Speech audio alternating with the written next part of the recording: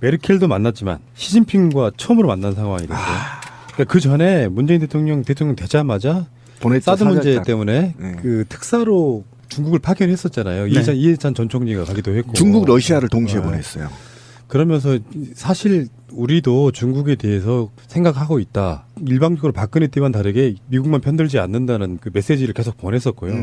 이 시진핑 자체도 내가 봤을 때 박근혜 대하듯 하지는 못할 거라는 생각이 좀 들고, 시진핑은 애초에 박근혜에 대해서는 굉장히 예우를 하면서 미국으로부터 좀 띄어내려고 나름대로 노력을 했던 부분이 있는데 박근혜 일방적으로 미국 편 들어서 중국 관계가 지금 사실상 파탄에 가까워서 사드 보복이라는 게 엄밀히 따지면 사드 자체를 갖고 중국이 화를 낸다기보다는 일방적으로 미국 편 드는 한국에 대한 보복이 사실 내용적으로 가깝지 않습니까? 그래서 지금 문재인 대통령은 일단 원칙적으로 이야기를 한 것 같아요. 사드 배치는 우리나라 주권 사안이다. 그리고 원칙적으로 사드는 중국용이 아니라 북한용이다 이렇게 이야기를 했고요. 시진핑의 표현은 나오겠지만 문 대통령이 두 차례 특사를 파견함으로써 한중 관계를 발전시키는데 제 의지에 화답했다.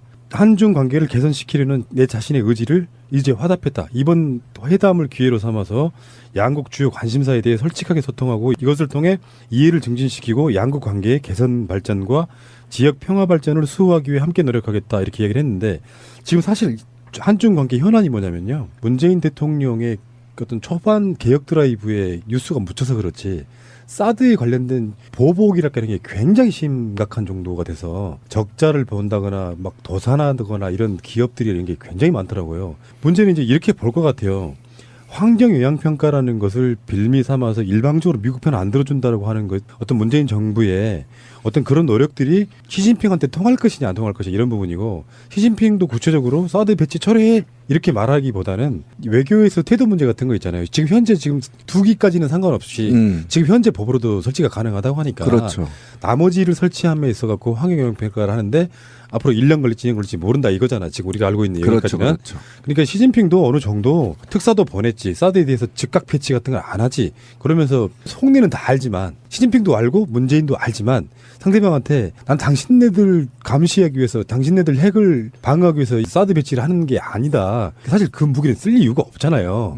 쓸 수 없는 무기라고. 그러면서 자꾸 이렇게 서로 간에 서로를 좀 쓰다듬어주는 그런 분위기가 아닌가 이런 생각을 해봐요. 근데 그 말을 참 잘하셨는데, 문재인 대통령이 되자마자 무슨 일을 하셨냐면 중국과 러시아와 미국을 동시에 보냈어요. 시간차는 조금 있지만 동시에 특사들을 굉장히 무게 있는 사람으로 보냈는데, 이거에 대해서 이미 시진핑은 인지했다라는 겁니다. 그런데 아까 우리 권 PD가 얘기한 게 시진핑이 정확하게 알아들었어요. 이번에 만나자마자 뭐라고 화답을 했냐면, 시진핑이 2011년에 문 대통령이 쓴 운명이라는 책에 나와 있는 장강후랑 추천랑이라는 구절을 얘기한단 말이에요. 그 말이 무슨 말이냐면, 장강의 장강이 그 중국에 인용해서 쓴 말인데, 장강의 앞물결은 뒷물결에 밀린다. 바로 그겁니다. 그거를 이미, 그러니까 뭐냐면 문재인 대통령의 의중을 정확하게 파악하고 있다라는 거예요. 그 특사를 통해서.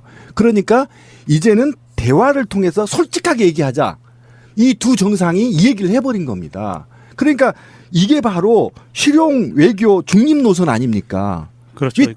이게 실제로 좀 저평가되고 있는 거예요. 국내에 너무나 개혁들이 많이, 아까 권 PD가 얘기한 대로 이런 섬세한 것들이 높이 평가되고 이것이 국내 정치에 철학적 모티브를 제공해야 되는데, 워낙 개혁 다른 거하고 자유한국당이 이 말을 박근혜가 알아듣겠어요? MB가 알아듣겠냐고. 그렇죠. 뭔 소리지 이게 국제 위상이 달라지는 겁니다. 지금 이게 말 한마디 단어 하나에. 그 문재인 대통령이 지금 어느 정도를 하는지 제가 느낌을 받은 게, 철저하게 외교를 하면서 정상들을 만날 때 여론전을 피고 있어요. 문재인 대통령이. 그렇죠. 미국의 트럼프를 만나기 전에 문재인 대통령이 나는 이런 사람이야라고 하고 장진호 전투 기념비에 가서 참배를 하면서 나는 당신들이 우리나라에 와서 피 흘린 것에 대해서 무한한 감사를 보내고 있다. 잊지 않고 있다. 미국이 우리를 도와준 것에 대해서 잊지 않고 있다 하면서 여론을 환기시켜서 트럼프를 돌아서게 만들어요. 그리고 이번에도 시진핑을 만나서 한 그 멘트 중에 하나가 이런 게 있습니다. 시진핑 주석이 세월호 인양을 위해 상하이 셀비지를 독려한 것으로 안다. 이 기회에 다시 한번 감사드리며 한국 국민도 이 사실을 제대로 알기 바란다라고 이야기하는 것은 중국에 대한 여론을 환기시키는 방법이거든요. 그러니까 바로 시진핑은 이런 얘기를 합니다. 이번 회담을 기회로 삼아 양국 주요 관심사에 대해 솔직하게 소통하고 그렇지, 솔직하게 하자. 예, 이것을 통해 이해를 증진시키고 둘이 서로 윈윈하자는 얘기고요.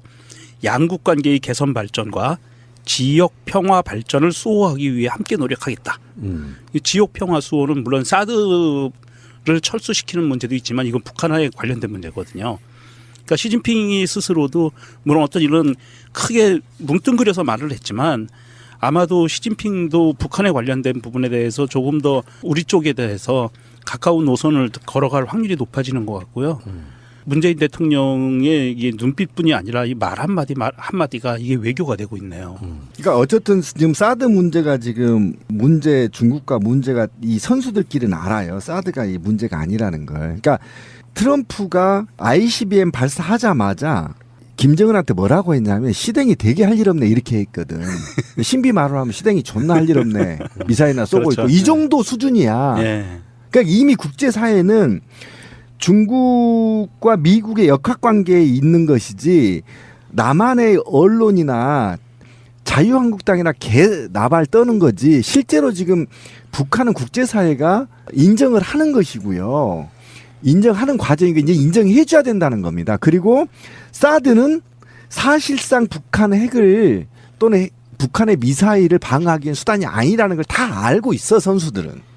근데 이거에 관련 정치적으로 어떻게 풀어나가느냐의 문제. 그렇죠. 예. 네, 각국이 이념적으로 엮여 있는 부분을 어떻게 풀어나갈 거냐의 문제를 이번에 문재인 대통령이 시진핑을 만나면서 이제 풀어나가 버렸다는 말이에요. 이게 이제 제가 항상 주장하는 그 태도 전도사가 그렇죠. 저 아니겠습니까? 이명박 박근혜는 그런 식이었어요. 내부 정치용으로 써먹기 위해서 미국과 친하다는 걸 강조하는 거예요. 정미 사대 주제들이 굉장히 많은 나라잖아요. 그렇죠. 아직도. 예. 그렇게 써먹다 보니까 실제로 중요할 수 있는 다이어타의 나라들에 대해 소홀한 거죠. 심한 경우는 막상 이권이 관련되어 있는 미국과 중국이 부딪혔을 때 한 번쯤 사드를 배치하려고 하면 중국에게도 의사타진해보고 물어보도 봐주고 사실 저거 써먹을 무기도 아닌데 우리가 배치하려고 하는데 좀 봐줘. 우리가 좀 미국에 굉장히 많은 그 잡혀있는 입장 아니야. 이렇게라도 이렇게 살살거리면서라도 뭔가 그런 게 없었다 보니까 태도가 나쁘니까 실제로 피해는 국민들이 보는 이런 상태인 거거든요. 그 외교에 있어가지고 이런 방식으로 이렇게 다시 돌아가 보면 참여정부 때 그 균형자 같은 역할을 다시 돌아가는 거라고 생각이 들고 예. 실제로 신비님도 기억나실지 모르겠지만 방송 오래 하다 보니까 막 줄 듯 말 듯이 지나는 외교론이 있었잖아요. 그렇죠. 그 느낌으로 가지면 구애를 할 수밖에 없다니까. 한국이 누구 편 드느냐에 따라서 막 미국이 한국에다가 뭘 주면 중국 입장에서 야 우리도 줄게 하면서 그 외교를 끌어내는 그 역할을 해야 된다는 거죠. 그렇죠. 그 외교는 철저하게 외교는 국익을 위해서 EJ 전법을 써야 되거든요. 예. 그러니까 미국이 사드를 배치하겠다는 압박이 들어오면 살짝 중국 애들한테 이야기를 해서 중국과 미국이 싸우게 만들어야 돼요. 그게 바로 우리나라를 지킬 수 있는 그게 안정되게 갈 수 있는 균형자론이거든요. 어차피 미국은 중국을 견제하려고 그러고 중국은 미국의 세력이 한반도까지 들어와서 사드 배치하는 걸 반대하는 입장이기 때문에 두 나라가 외교적으로 풀 수 있게 우리가 가운데서 중심을 잡아줘야 되는데 박근혜 때 만약에 그 정도만 해줬다면 사드 배치는 안 됐어요. 그럼요. 근데 지나고 보면 참 우리가 멍청하지만 대단했던 것 같아요. 그러니까 김대중 대통령의 동북아 허브, 그 다음에 균형자론, 노무현 대통령이 균형자론을 통해서 어쨌든 북한의 12개 개성공단을 개설해서 북한의 수준을 끌어올린 다음에 문화적, 경제적, 그다음에 정치적 통일을 하겠다. 이게 만약에 지난 9년이 없이 민주정부 참여정부의 철학을 계승했더라면 지금 어떻게 됐을까? 와, 나 진짜 있잖아요. 그러니까 통일됐을 수도 있어요. MB하고 박근혜가 정말 미치도록 찢어주고 싶은 거야. 맞아. 어떻게 사진 찍으러 갔는데 화장실 가고 사진도 못 찍고 이런 사람이 대통령을 지금 나 중국 지금쯤 나 진짜 화가 나가지고 그러니까 그대로 갔다면 지금쯤 북한으로 수학여행도 가능했을지 몰라. 그럴 수도 가능했죠. 있어요. 금강산 수학여행. 그리고 지금 자전거 타고 실크로드 갈 수 있었다는 거라는 거야. 그렇지. 에이 씨발. 진짜 욕 나오네 내 진짜. 꿈이. 그래서 더 미워 이 새끼들이. 예. 중국은 외교가 판다 외교인가 봐요. 그러니까 시진핑이 독일 오기 전에 한 달 전에 또 독일 어디 동물원에다가 판사 기증을 했어. 그래서 둘이 시진핑하고 메르켈하고 둘이 가서 판다 보면서 막 좋아 죽겠는 뭐 이런 거 하더라고. 우리나라는 뭘 갖다 주면 판다 한 마리씩 보내면서. 옛날에 우리가 그게 유행했는데 호랑이. 아씨 우리 뭐? 호랑이. 그 태백산맥 호랑이 박근혜 때 대박이었는데. 박근혜 때였죠. 그 시진핑이 우리나라에도 판다를 그랬죠. 보냈었죠. 근데 걔네들이 경제계 그게 캐릭터 돈이 엄청나요. 근데 이 판다가 네, 반대. 중국에서만 서식하는 짐승이거든요. 맞아요. 대나무 처먹고. 예. 예, 예. 아이 또 처먹지 말고 그냥 이쁘게 먹고 그런 굉장히 상징성이 있는 동물이라 중국은 그걸 굉장히 활용을 잘하고 있어요. 근데 걔 이소룡이 팬더로 바뀌어 버렸잖아요. 그만큼 팬드가 네. 중국에서는 대단한 거야. 그러니까 그게 바로 태도라는 거예요. 태도. 우리한테 가장 소중한 걸 주면서 주는 거지. 그게 중국의 문화이기도 하죠. 무슨 뭐 행사 같은 게 있으면 선물을 소중한 거 들고 가서 근데 그런 건데 우리는 뭐 있어요? 나 궁금한데. 그래서 김정숙 여사가 미국 갔을 때 뭘 줬냐 이렇게 봤더니 옷 도자기. 도자기. 도자기. 공식적인 그 선물은 대부분 도자기가 되게 많단 말이에요. 근데 요즘 우리나라도 도자기 구워요? 그럼요. 아 그래요? 다 그런 그렇죠. 도공들이 있어요? 그럼요. 아 있구나. 아니요 궁금해서 물어보. 그런 고급 문화를 접해본 적이 없으시죠? 네, 그러니까.